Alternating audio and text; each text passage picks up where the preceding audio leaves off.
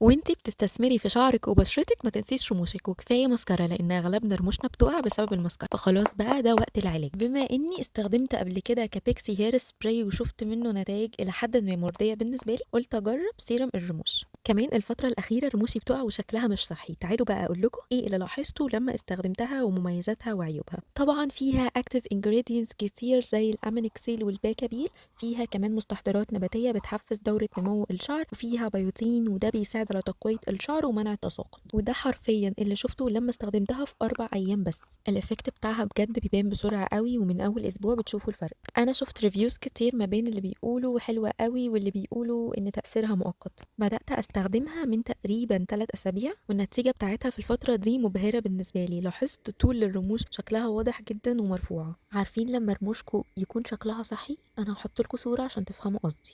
زي ما قلت لكم لاحظت فرق في الطول، بس لسه مش عارفة إذا كانت بتكثف الرموش أو بتطلع شعر جديد ولا لأ.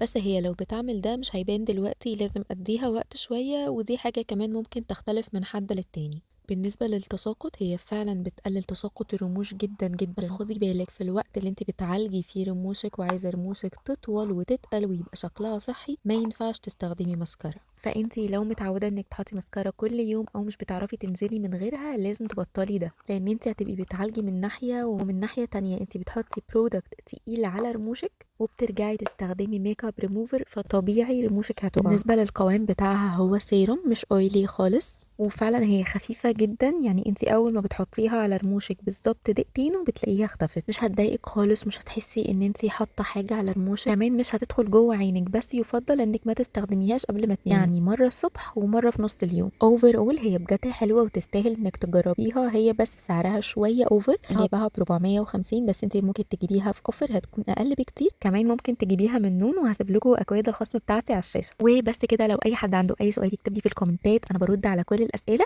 وما تنسوش تعملوا لايك وشير للفيديو ده مع صحابكم، وكمان تشتركوا في القناة وتفعلوا جرس الاشعارات عشان يوصلكوا اشعار اول ما انزل اي فيديو جديد. وبس كده، باي باي.